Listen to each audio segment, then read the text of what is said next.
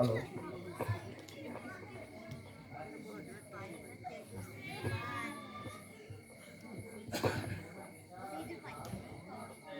बेटा, तुम आ गए। हाँ पिताजी। हाँ माताजी, मैं जल लेकर आ गया। बहुत देर लगाई बेटा। क्या जलाशय दूर था? बेटा, तुम बोलते क्यों नहीं?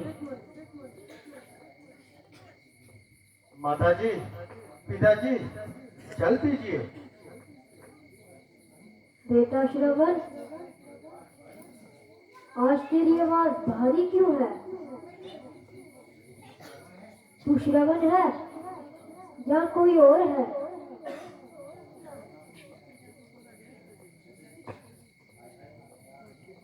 हाय हाय, अब क्या करूं? क्या झूठ बोलूं?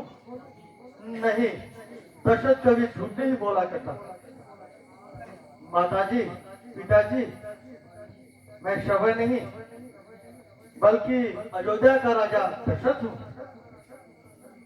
माताजी, पिताजी, जल पीजिए।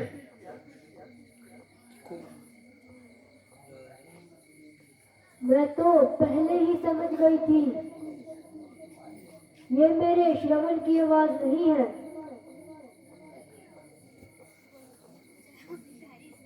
क्यों? क्यों? मेरा श्रवण कहाँ है? वह तो जल लेने गया था। अब निश्चय तो कर ही लिया है कि झूठ नहीं बोलूंगा। देव, अब आपका श्रवण इस संसार में नहीं है, उसकी मृत्यु हो गई है। मुझे क्षमा कीजिए देव। क्या कहा? मृत्यु हो गई? हाँ माते, मृत्यु हो गई, और वह भी मुझ अभागे के हाथ है। जब वो सरयू नदी में जल भर रहा था तो धोखे से मैंने शुद्ध वेदी बांध जला दिया, और उसी के खातिर वही उनकी मौत हो गई। हाय हाय,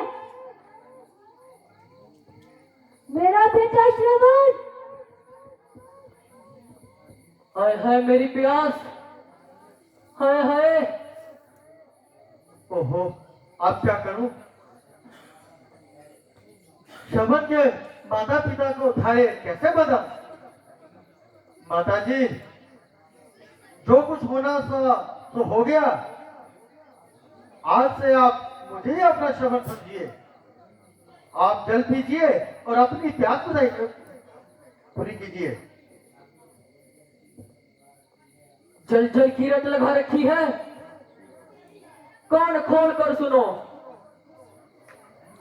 अब हम तेरे शरीर का जल ग्रहण नहीं करेंगे। जल देने आए हो राजन, पर मेरे जलदाता को मार दिया। जीवन और मरण के साथ ही मेरे पुत्र को छीन लिया। आहा, फिर माता पिता को जल पिलाना ही होगा। माताजी, पिताजी, जल पीजिए। फिर वही जल जल की रख। अच्छा तो ला।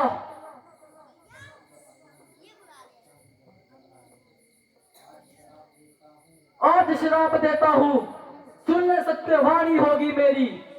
इसी भांति पुत्र वियोग में मृत्यु होगी तेरी।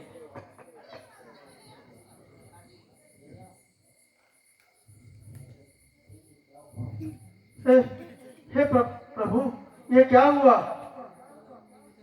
एक दूसरी हत्या हो गई, पर इतनी शांति तो मिली कि ऋषि मुझे श्राप दे के गए हैं, जो कि मुझे स्वीकार है।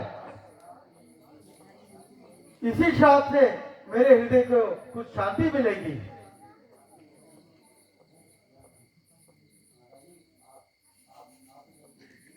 माता जी, आप तो जल पी लीजिए। राजन, बड़ा जल करता है। हे पति देव, जहाँ तुम जाते हो दासी भी वहीं आती है, जहाँ तुम जाते हो तुम्हारी माता भी वहाँ आती है। ओह, माता जी भी स्वर्ग सिधार गई। ये तीसरी हत्या हो गई।